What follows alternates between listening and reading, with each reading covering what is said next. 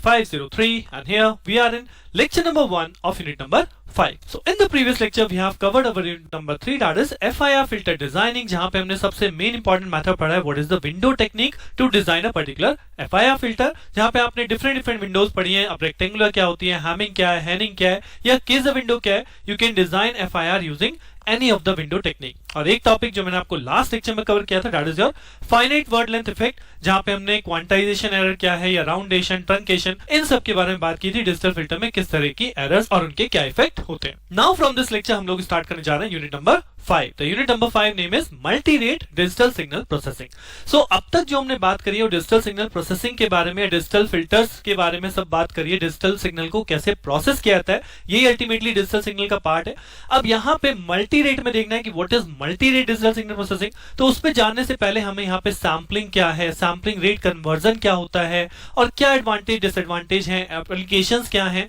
वो सब मैं आपको एज एन इंट्रोडक्शन इस लेक्चर में इंट्रोड्यूस करने वाला हूं तो यही सब चीजें जानने के लिए लेक्चर स्टार्ट करते हैं on MDSP So first of all, the first basic concept to understand this MDSP that is called sampling. Sampling क्या है? अब कोई sampling नया टॉपिक नहीं है. We have already seen the sampling और हमने कहीं ना कहीं पढ़ी भी है sampling. तो sampling प्रोसेस क्या कहता है? एक हमारे पास होता है continuous time signal CT, एक हमारे पास होता है discrete time signal that is called DTFT signal, right? So अगर मैं बात करूं what is sampling, तो sampling आप लोगों ने सिग्नल में ही पढ़ा होगा कि sampling का मतलब है the process of converting a continuous time signal into a discrete time signal. यानी कि अगर मैं एक XT सिग्नल को एक XN सिग्नल में कन्वर्ट करता हूं तो हम बेसिकली क्या बोलते हैं उस प्रोसेस को सैम्पलिंग क्यों क्योंकि हम एक कंटीन्यूअस टाइम सिग्नल्स को किस में कन्वर्ट कर देते हैं उसके सम सैंपल्स में कन्वर्ट कर देते हैं यहां पे अगर मैं बात करूं 0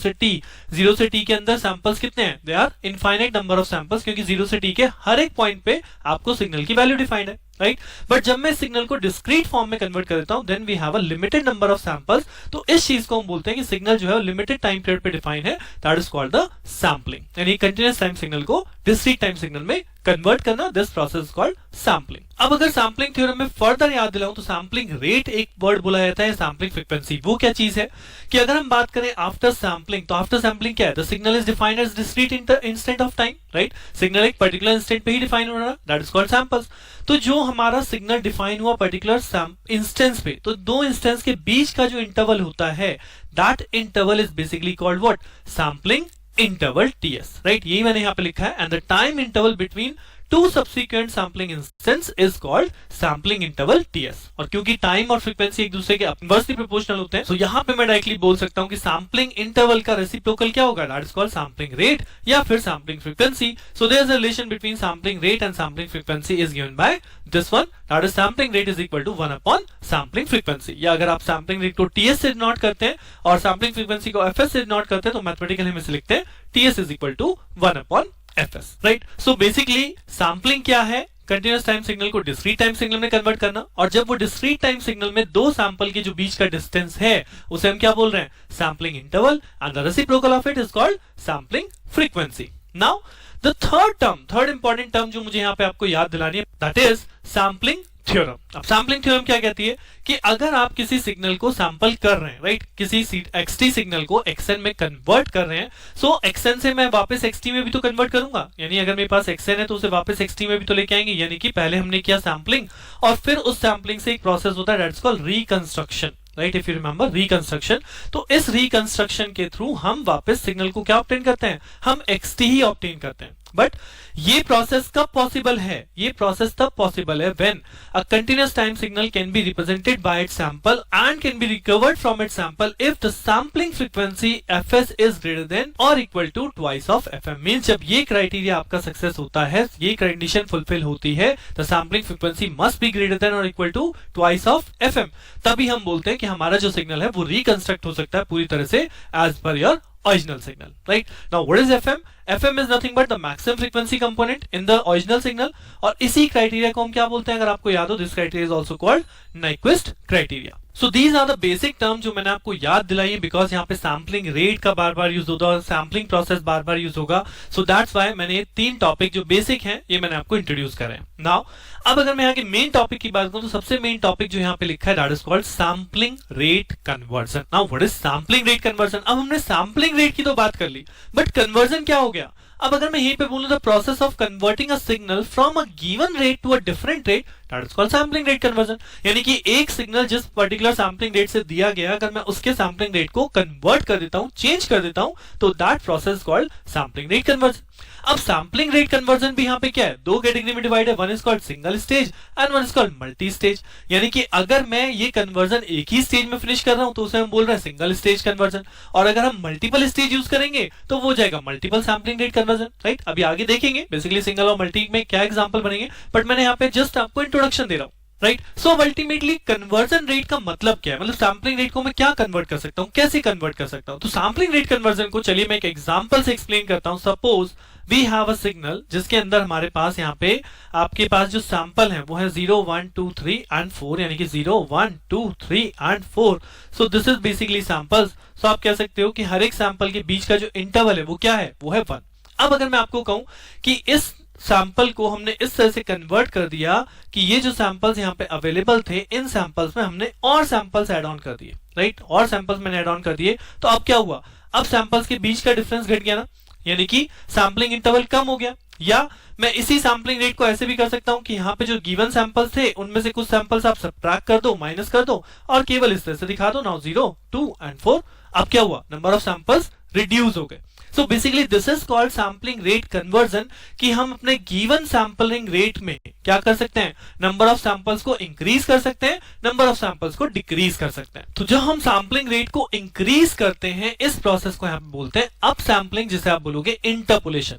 और जब हम सैम्पलिंग नंबर ऑफ सैंपल्स को डिक्रीज करते हैं तो उस केस में हम इसे बोलते हैं down sampling, and that is called decimation. तो ये अभी हमें आगे चल के डिस्कस करना है। मैंने यहाँ पे केवल आपको इंट्रोडक्शन दे रहा हूं क्योंकि this is a introductory lecture. तो नाउ थिंग्स आर क्लियर कि हमें आगे चल के क्या पढ़ना है। What is sampling rate conversion means कि एक सिग्नल के सैम्पलिंग रेट को या तो मुझे कम करना है या ज्यादा करना है। अब अगर मैं आपको बोलूं now the system that employs multiple sampling rate, right. अब अगर एक इनपुट सिग्नल को आपने लगाया और वो input signal different sampling rate में कन्वर्ट हो जाए, like this is a system जहां पे आपने एक एक्शन अप्लाई किया और यहां से जो वाई एन मिल रहा है उससे पहले यहां पे डिफरेंट सैम्पलिंग रेट्स पे आपको सैंपल मिलने लग जाए, तो इस टाइप के सिग्नल को हम बोलते हैं multi rate digital signal processing system, जो आपके एक इनपुट सिग्नल को डिफरेंट रेट पर प्रोसेस करता है, right. That is called multiple digital signal processing system. So अगर आपको डेफिनेशन पूछता है what is multi rate digital signal processing, तो this is the definition, that system that employs multiple sampling rate in the processing of digital signals are called multi rate digital signal processing system. अब now जो मैंने अभी आपको बताया sampling rate conversion कौन से दो हो सकते हैं, तो वही मेनली टू ऑपरेशंस हैं जो multi rate digital signal processing system में यूज होते हैं। So these are the basic operation in MDSP. One is decrease the sampling rate, जिसे मैंने भी क्या बोला था, डेसिमेशन या फिर डाउन सैम्पलर, और दूसरा operation increase the sampling rate, जहां पे आपके नंबर ऑफ सैंपल्स इंक्रीज करेंगे, जो उस प्रोसेस को हम क्या बोल रहे हैं, इंटरपोलेशन और अप सैम्पलर, राइट। तो ये दोनों प्रोसेस हमें मेनली आगे डिटेल में पढ़ने नेक्स्ट एंड उसके अपकमिंग लेक्चर में दोनों प्रोसेस को मैं आपको एक्सप्लेन करूंगा, बेसिकली इन दोनों प्रोसेस में कैसे होता है, कैसे हमारी सैम्पलिंग अप एंड डाउन होती है, बट यहां पे केवल अभी बेस समझिए, राइट। अब इसके बाद अगर मैं बात करूं तो मल्टी रेट डिजिटल प्रोसेसिंग की आपको एप्लीकेशंस लिखने के लिए आ सकती हैं। So I have written some of the application, you can just copy down your basic application like sub band coding है, जो कि आगे चल के हम पढ़ेंगे भी, सिग्नल कंप्रेशन भी है, analogue to digital and digital to analogue converters है, एंड कम्युनिकेशन सिस्टम है। तो these are the main applications of your MDSP. Similarly we can see the advantages of MDSP. तो अगर मैं एडवांटेजेस की बात करूं तो ये भी आप आगे चल के और डिटेल में देखेंगे कि बेसिकली जब हम multi rate digital signal processing कर रहे हैं, एक सिग्नल को जब मैं डिफरेंट बैंड्स में ब्रेक कर दूंगा, तो यानी यहाँ पे क्या होगा, यहाँ पे एक स्मॉल सिग्नल बन जाएंगे, और जब स्मॉल सिग्नल होते हैं तो उनको कैलकुलेशन करना है, उनको प्रोसेस करना है, उनको कोड करना, वो हमारे लिए सब क्या हो जाता है, इजियर हो जाता है। इसलिए जो मेन चीज यहाँ पे एडवांटेजेस में लिखा गया, देखिए, less finite arithmetic effect, storage for filter coefficient is less filter order requirement. क्यों? क्योंकि लेस कंप्यूटेशनल रिक्वायरमेंट। क्यों? क्योंकि सब में एक ही चीज लग रही है कि जब आपने एक सिग्नल को मल्टीपल सिग्नल में ब्रेक डाउन कर दिया, सो अब जो मुझे प्रोसेसिंग करनी है वो प्रोसेसिंग तो एक सिंगल सिग्नल पे करनी है ना। सपोज मैं एग्जांपल के तौर पे कहता हूं, आपके पास एक इक्वेशन है जिसमें 3 फैक्टर है, s+1, s+2 और s+3, राइट। अब एक चीज है कि मैं इस फिल्टर के लिए डायरेक्टली एक डिजाइन प्रोसेस लगाऊं तो उसमें मुझे ऑर्डर भी इंक्रीज कर जाएगा, मेरी कैलकुलेशन अर्थमेटिक भी बढ़ेगी। या मैं आपको बोलूं कि just consider 3 different system, 1/s+1 बनाइए, 1/s+2 बनाइए, 1/s+3 बनाइए, इन तीनों को अलग अलग सिस्टम में बनाइए। तो पहले हमने इन तीनों को ब्रेक किया, अब इन तीनों को अलग अलग बनाया, तो अल्टीमेटली एक ही टाइप का सिस्टम होगा जो मुझे यहाँ पे इन तीनों टाइप के फैक्टर्स को एनालिसिस कर देगा, because now the all the factor are of first order. So that's why here it is written as computational requirement आपकी कम है, स्टोरेज भी कम होगा, फाइनाइट अर्थमेटिक इफेक्ट भी वो भी कम होंगे, और फिल्टर ऑर्डर रिक्वायरमेंट भी कम होगी। तो these are the advantages of MDSP। So इस लेक्चर में बेसिकली जो मुझे कवर करना था, that is multi rate digital signal processing क्या है। So we have covered the topic sampling rate conversion, that is the main topic जो हम आगे अपकमिंग लेक्चर्स में पढ़ने वाले हैं। What is interpolation, what is decimation, and we have also covered the application advantages, because अगर 2 marks के question में या 10 मार्क्स के क्वेश्चन में आपके पास लिखा हुआ है MDSP क्या है, MDSP की आपकी क्या एडवांटेज है, क्या एप्लीकेशन है, so you can write from this lecture. Now in the next lecture मैं डिस्कस करूंगा सैम्पलिंग रेट कन्वर्जन का first part, that is called decimation. तो क्या है डेसिमेशन, किस तरह से डेसिमेशन पे प्रॉब्लम्स बनते हैं इन योर एग्जाम, जानने के लिए मिलते हैं नेक्स्ट लेक्चर में। Thank you.